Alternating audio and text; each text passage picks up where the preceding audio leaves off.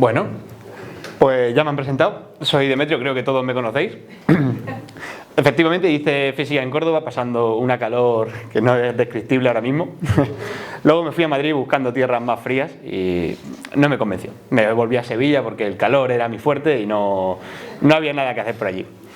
Y vengo a hablaros un poco de lo que hace un físico en la clínica por las personas y más concretamente de la protonterapia, que es una terapia que estará muy de moda y de la que intentaré hablar un poquito más a lo largo de la charla.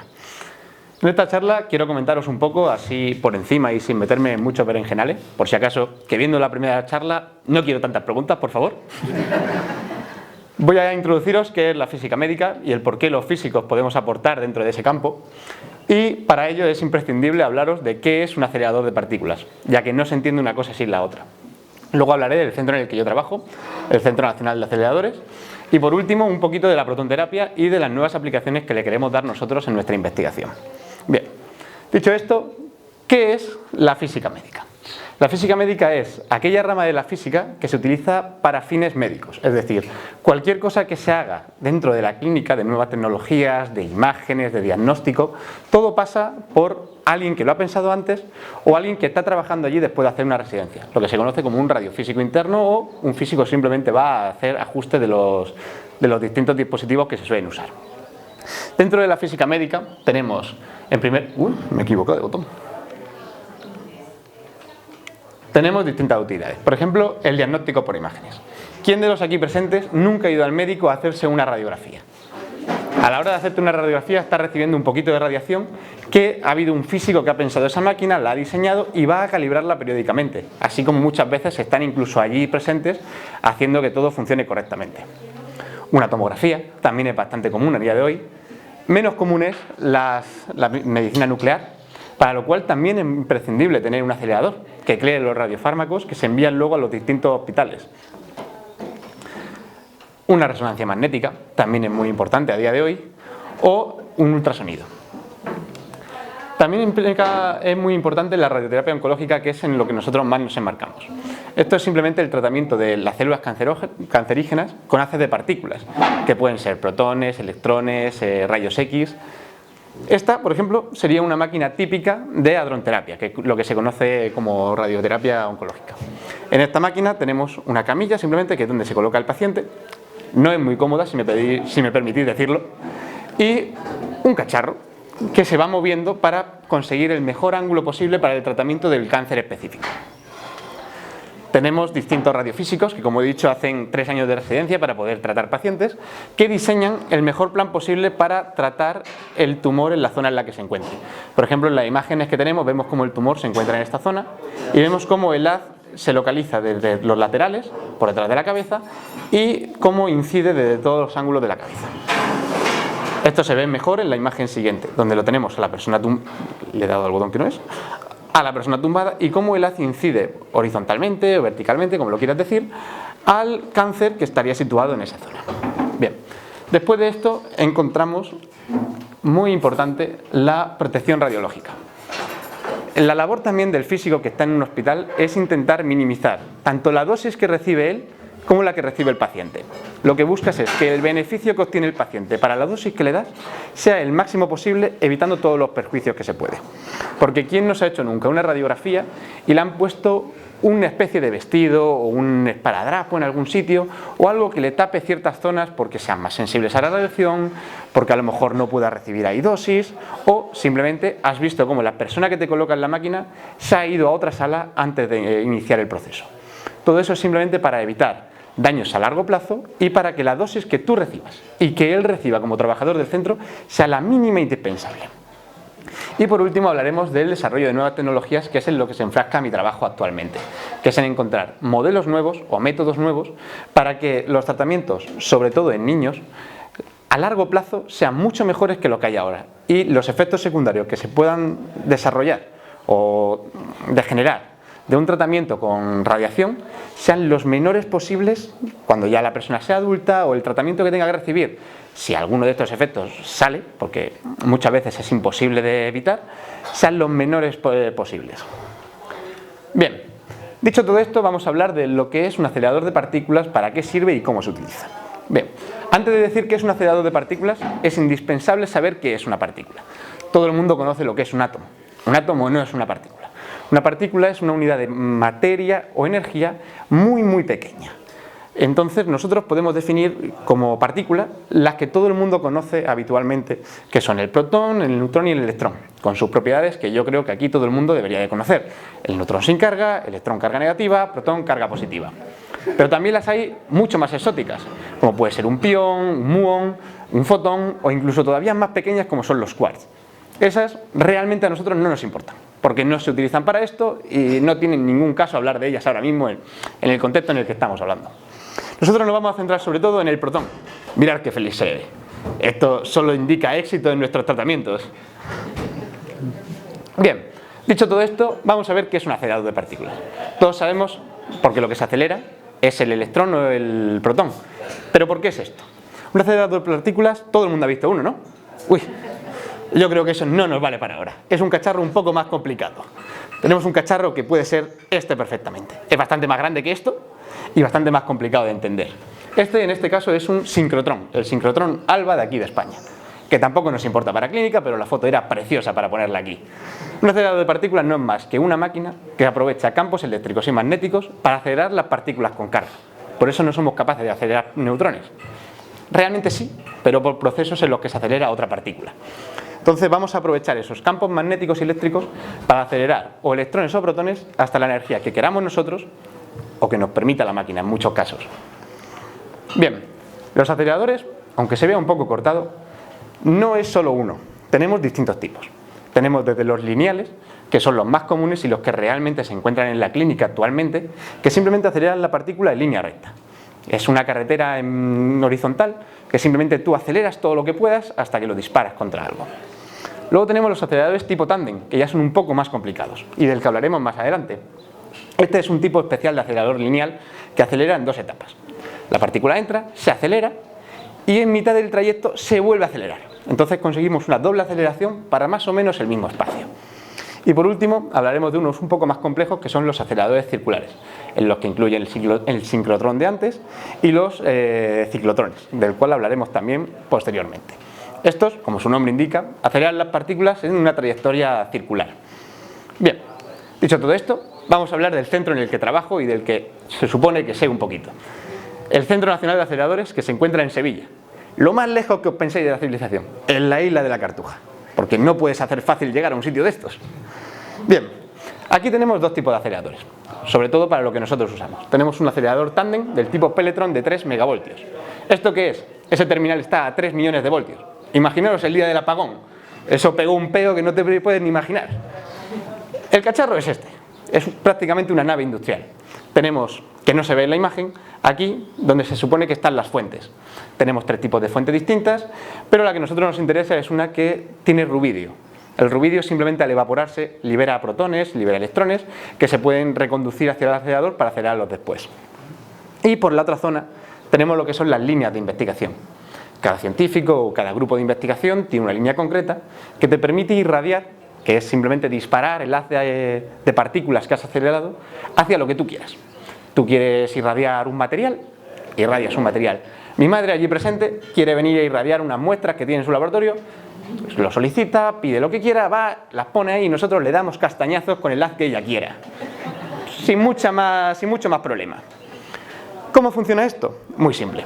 Las partículas entran por aquí con carga negativa. Es muy importante que entren con carga negativa. Aquí tenemos una diferencia de potencial, que no es más que aquí una especie de imán con un polo negativo y en torno al medio uno con polo positivo. Las partículas entran y se aceleran hasta la mitad. Y en la mitad resulta que a medida que han avanzado han ido perdiendo electrones. Es decir, una carga que inicialmente era negativa se ha transformado en positiva. Se ha acelerado por medio de lo que todos conocemos como un imán, por atracción.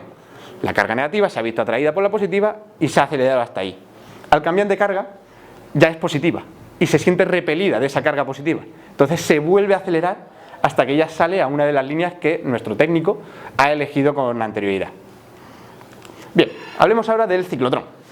El ciclotrón es algo más complejo, algo más compacto, pero también algo más peligroso. El ciclotrón es esa máquina que vemos ahí, que es de IVA y está realmente gestionado por una empresa que se llama Curium, que se dedica a fabricar radiofármacos para la medicina nuclear que vimos anteriormente. ¿Qué es realmente un radiofármaco? Porque antes os puse la imagen, se veía muy bonita, con muchos colorines, pero es algo que no es tan común de ver. Y menos si no ha pasado por un procedimiento de eso, que espero que ninguno aquí haya pasado. Un radiofármaco es simplemente un compuesto, un isótopo de un elemento que se ha cambiado un poco las propiedades. Entonces, eso vive muy poco tiempo. Realmente, una vez tú lo fabricas, que se fabrica poniendo un blanco de un determinado material y dándole disparos con una determinada energía del haz que quieres acelerar, se consigue el radiofármaco en concreto, que vive tan poco que se tiene que fabricar todas las noches. Es decir, esta máquina funciona todas las noches de la semana para mandarlos por la mañana a todos los hospitales de Andalucía. No a todos, pero a la inmensa mayoría, ya que Sevilla es muy céntrico, es muy grande, todo lo que tú quieras con Sevilla, que es preciosa para los sevillanos. Pero eso vive muy poco. Entonces, una vez llega al hospital, se tiene que introducir directamente o inyectar al paciente y esperar un tiempo. Se ha demostrado que, por ejemplo, los tumores consumen ciertas cosas del cuerpo que van incluidas con esos radiofármacos. Entonces, cuando tú les sacas una imagen, los tumores brillan. Se les pide además a los pacientes que no estén con el móvil, que no se muevan mucho, porque a la vez que se mueven o están con el móvil, las células de los dedos consumen glucosa y en parte también consumen parte del radiofármaco. Entonces, cuando tú haces la imagen, ves que brilla el tumor y que le brillan las manos. No es que en las manos haya también tumor, es que el pobre pues no se ha estado quieto y ha estado jugueteando con el móvil la media hora que tardaba en hacer esa imagen. Bien, el ciclotrón, para lo que nosotros lo queremos, simplemente tenemos que importarnos que las partículas entran aquí y giran, es decir, aprovecha campos magnéticos y eléctricos para acelerar las partículas en una trayectoria circular. Esto vamos a explicarlo un poco más detenidamente porque es bastante curioso. Nosotros tenemos dos placas del ciclotrón. Estas placas se van a cargar con un campo eléctrico. Ese campo eléctrico va a ser variable, es decir, en una pequeña fracción de segundo vamos a cambiar de tener, por ejemplo, aquí una carga positiva y aquí una negativa, a lo contrario. La partícula va a empezar en el medio y va a acelerarse en este tramo y va a girar, porque aquí ya no está acelerándose, va a seguir simplemente la trayectoria circular que le pone el imán. Cuando llega otra vez al borde se vuelve a acelerar por el cambio que ha hecho el campo eléctrico y vemos cómo va creciendo cada vez el radio. Esto se debe... Uy, me he equivocado de botón de nuevo. Esto se debe a que el radio de giro es proporcional a la velocidad. ¿Qué quiere decir esto? A más rápido vaya la partícula, mayor va a ser lo que tenga que girar. Entonces vamos a conseguir que más velocidad aquí, gira, más, hasta que ya llegamos a la velocidad que nosotros queremos, energía. Entonces se extrae por una línea o se bloquea esa línea y se pone otra distinta. En concreto, yo voy a hablaros de esta línea, que es en la que nosotros trabajamos. Esta es la que nosotros denominamos línea externa. Línea externa, ¿por qué? El ciclotrón se usa todas las noches. Todas las noches está acelerando partículas. Y esas partículas emiten radiación de distinto tipo. Nosotros realmente el ciclotrón no podemos ni siquiera entrar a verlo. Está en un búnker cerrado, del cual ahora veréis la puerta, y no se puede entrar. Pero sí podemos entrar a nuestra línea, porque la línea solo emite durante un pequeño rato que nosotros dejamos que pase la partícula y luego cerramos. Igualmente nuestra línea también está dentro de otro búnker. Nuestra línea es lo que vemos en pantalla. La línea es importante que esté en vacío, tenemos aquí nuestras bombas de vacío distintas, tenemos distintos elementos de la línea que no nos vamos a meter demasiado. Lo importante es que veis la pared esa, son en torno a 3 metros de hormigón, para evitar que si alguien entra ahí, generalmente yo, no reciba dosis que no tendría que haber recibido. Lo que hay ahí dentro es, por norma general, dosis ambiental. Y si no, la propia puerta del búnker no te permite entrar. Se bloquea, tiene una luz amarilla en lo alto y no te permite abrirla, salvo que la dosis que recibas dentro sea prácticamente ambiental o nula. ¿Nosotros para qué usamos esta línea realmente? Nosotros estamos buscando cómo mejorar o cómo estudiar los tratamientos de cáncer con haces de partículas. Nosotros con el ciclotrón aceleramos partículas que vienen a ser protones. Aceleramos nuestro haz de protones hasta la energía que nos interesa estudiar y colocamos aquí al final de la línea un conjunto de células que nos ha preparado un biólogo de nuestro grupo de investigación. Irradiamos esas células a distintas condiciones y estudiamos luego cómo esas células han muerto, no han muerto, se han regenerado o qué ha pasado con ellas exactamente en el proceso de irradiación, porque es importante conocer todo el proceso, tanto si son cancerígenas como si son células sanas o como si en un momento dado le has dado más dosis de la que debería o menos. Bien, esa, como os decía, es la puerta del búnker. Como veis, es un pedazo de portón de plomo que hay que moverlo con unos motores que la mitad de los días están rotos, por desgracia, y que tiene 3 capas. Aquí os voy a hablar, no lo he puesto tan bonito como el compañero anterior, no va a salir bulo ahí en lo alto, de un bulo. Puedes pensar que esas paredes de 3 metros, una puerta también de 1 metro de cada bloque de plomo que se mueve, con unos motores que no te permiten entrar, esto realmente, la física nuclear está asociada a muchas explosiones, el cine ha dado mucho de ello, realmente esto no podría explotar en ningún caso ni los aceleradores. Como mucho podrías tener una reacción en cadena, podrías tener un descontrol en la radiación que hay en el área, podrías tener que las muestras, en nuestro caso no porque son muestras biológicas, pero si estás trabajando con polvo de material radioactivo, como puede ser una fábrica de combustible como las que hay en Salamanca, si ese polvo se cae al ambiente sí que podría llegar a ser peligroso, pero realmente el riesgo de explosión es nulo, no explotan. Las películas, una explosión tan grande, eso pasa en las bombas porque están pensadas para eso, pero cualquier fábrica nuclear, cualquier instalación nuclear, el riesgo de explosión, te puede explotar una bomba de vacío, pero la bomba de vacío te puede explotar también la freidora de casa y no lo consideras explosión por radiación. Esto, lo único malo es lo que emite al exterior, y también los trabajadores que estamos aquí llevamos nuestro dosímetro, llevamos nuestras batas especiales que veréis luego un poco más adelante. No hay prácticamente ningún riesgo si se cumplen todos los protocolos de seguridad. Dicho esto, vamos a hablar un poco de lo que es la protonterapia. Porque claro, llevo todo el rato hablando de física médica, de qué es un acelerador, de qué hacemos nosotros, pero realmente ¿qué es la protonterapia? La protonterapia es una forma de radioterapia más avanzada que la que hay actualmente y que te permite conseguir unos resultados distintos a los que se consiguen actualmente. Ahora mismo se hace sobre todo radioterapia con rayos X, sobre todo para tumores o cánceres superficiales, como puede ser de piel, y con fotones, para ya prácticamente todo tipo de cánceres. Pero estos tienen distintos inconvenientes. Ahí vemos, por ejemplo, un tratamiento de hadronterapia, que es simplemente lo que he comentado en las primeras diapositivas.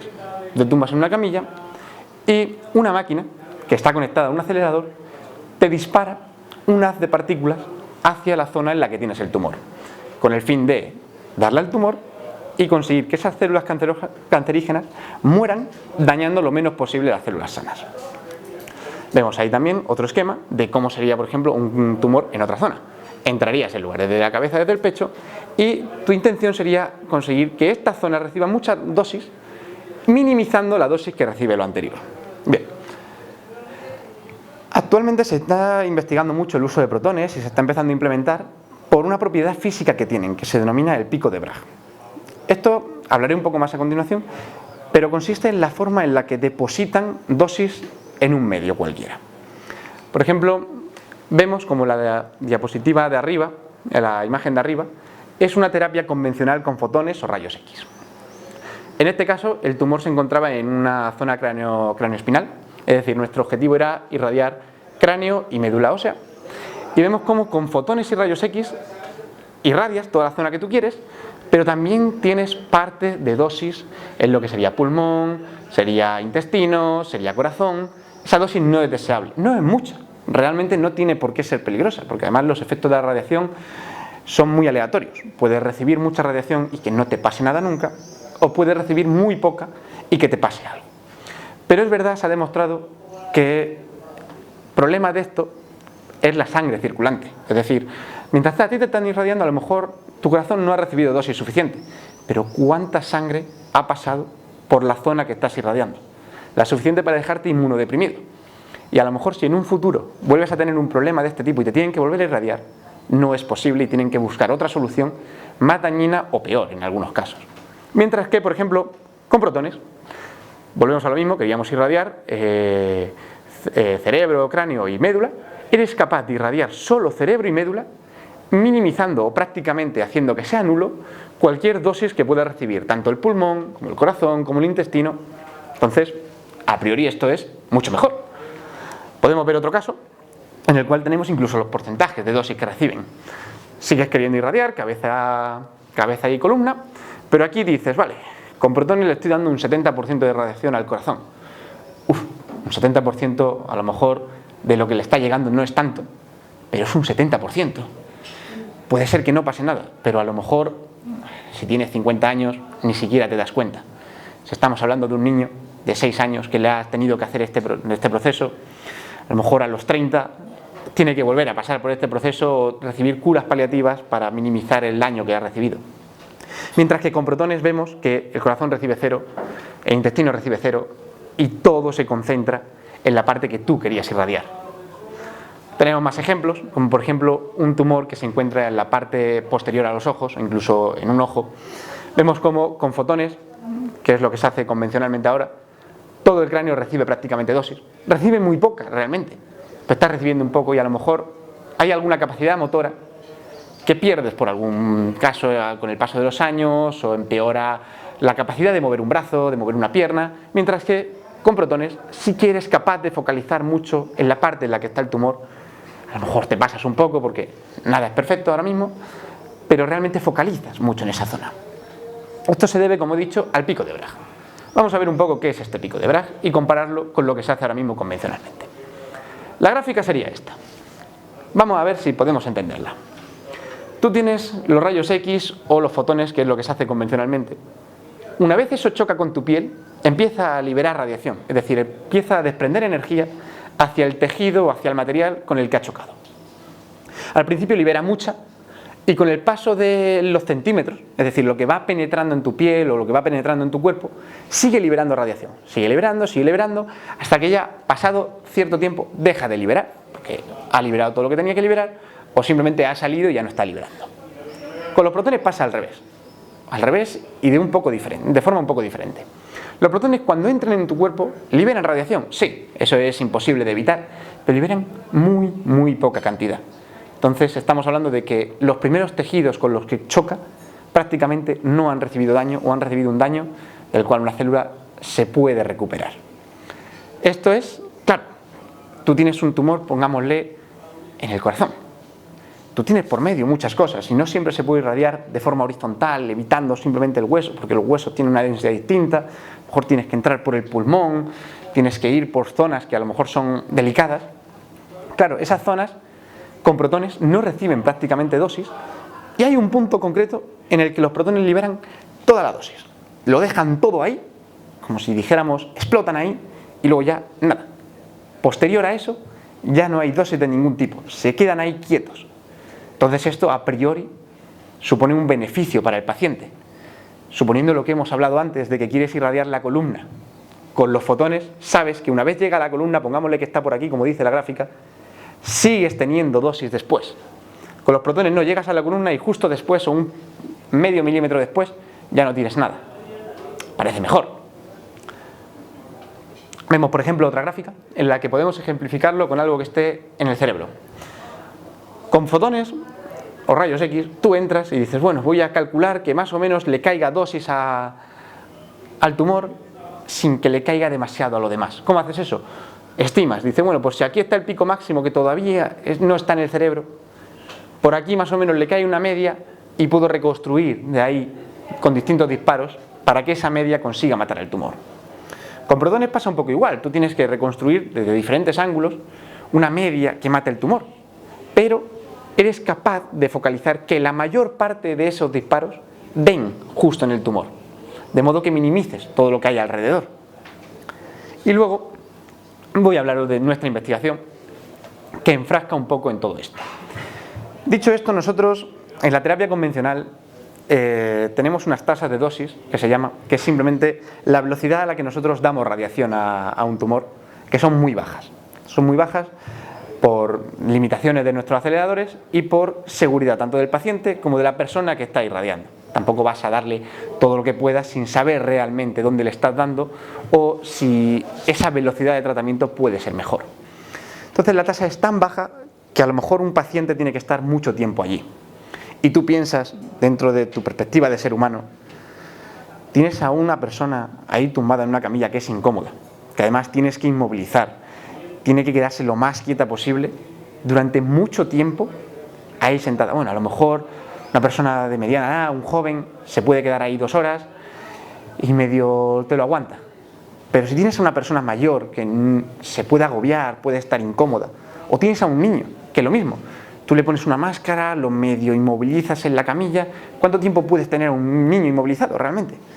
Sin que se ponga a chillar, sin que se ponga a llorar, sin que se mueva, y moverse para estos tratamientos es verdaderamente dramático. Entonces nosotros estamos intentando conseguir una terapia que sea en torno a 1000 veces, incluso más, rápida que la que se hace ahora mismo. Me equivoqué de botón de nuevo. Que se llama terapia flash. Es decir, queremos darle una tasa tan alta de dosis al cáncer en ese momento, a las células cancerígenas, que mueran de la misma forma, pero que el daño al tejido sano sea el menor posible. Yo esto siempre lo comparo con quien se hace una herida. No es lo mismo si tú mañana cocinando, haciendo una ensalada, te cortas un poco el dedo, te lo curas tal, y no te vuelves a cortar hasta pasados 7 meses. Eso sana, no te acuerdas. Pero si tú te cortas hoy, vienes a la semana porque tienes otra dosis, otro rato, te vuelves a cortar, dices, ya no está, he reabierto la herida, vuelves otra vez y vuelves otra vez hasta que acabas todo el tratamiento. Te va a quedar cicatriz, las células no se van a reconstruir o no se van a sanar de la misma forma que si tú simplemente abres la herida una vez, das todo lo que tengas que dar y te vas. También el problema que os mencionaba antes de la sangre. Cuando tú das la tasa de dosis tan rápido, la sangre tampoco se necrosa, no llega a recibir dosis suficiente o no llega a irradiar tanta sangre para que realmente sea un problema a largo plazo en caso de que tú tengas que reirradiar a un paciente que, en el peor de los casos, ha recaído o ha necesitado de otro tratamiento de lo mismo pasados X años. Lo mismo, vuelves a irradiar a un niño. Siento hacer tanto hincapié en los niños, pero es la parte más importante de todo esto. Tú lo tratas cuando es pequeño, se mejora, y a lo mejor con 40 años no tiene por qué ser el mismo, pero le reaparece células cancerígenas que se tengan que tratar con esto. Si el niño está inmunodeprimido desde pequeño, no puede reirradiarlo, las condiciones de reirradiación pueden no ser óptimas. Con nuestro método realmente se estima, no se sabe todavía muy bien, por eso no se está implantando, estamos en ello, que todos esos daños colaterales que puedes tener con la terapia convencional o con lo que se hace actualmente con protones, no lo tengas. Entonces, si el niño ya no está inmunodeprimido, sus células han sanado bien y solo has conseguido matar el cáncer que tenía, ¿por qué si en 40 años le ha surgido otro problema de salud no lo puedes volver a irradiar? En principio parece que todo apunta a que sí. Es decir, buscamos ser más rápidos que Flash y conseguir que el cáncer muera prácticamente como si fuéramos un superhéroe. Para esto tenemos un grupo, muy bien con los botones, un grupo bastante multidisciplinar en el que tenemos tanto biólogos como médicos, como físicos e ingenieros, que nos encargamos de diseñar, pensar y estudiar cómo las células se comportan ante determinados tipos de radiación. Aquí lo he puesto simplemente por presentarnos y porque creo que es algo precioso con un gorrito y con una bata de laboratorio de cartón pega. Aquí tenemos a mi directora de tesis, que trabaja en el Instituto de Física Corpuscular de Valencia. Se llama Nuria. No sé muy bien quién es. Este es un profesor asociado y sin asociado, un profesor contratado en la Universidad de Sevilla, José Manuel Espino, y este es nuestro maravilloso técnico de laboratorios que se llama David, que sin él prácticamente el centro yo creo que cerrábamos, lo soluciona todo. Y luego en esta foto ya falta gente, este chaval nos ha abandonado, pero está mi compañera de trabajo, Carmen, mi otra jefa que trabaja allí en el Centro Nacional de Radiadores, que es Mari Carmen, un ingeniero que nos ha ayudado a diseñar un robot que, sintiéndolo mucho por tiempo, no os he podido poner un vídeo en esta charla, no me dejaban, y de nuevo el profesor. Toda esta gente, junto con el Cabimer, que está al lado, que es un instituto de biólogos, químicos también participan, porque nuestra idea también es mejorarlo desde la perspectiva de, vale, sabemos cómo funciona la radiación, ¿habría forma de mejorar eso?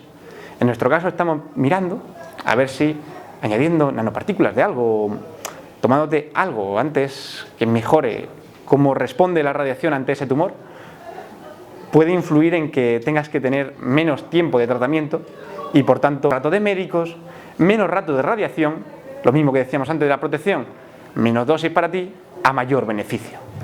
Entonces, bueno, en esas estamos y veremos qué conseguimos en el futuro. Con esto termino, muchas gracias por la atención y espero que os haya gustado.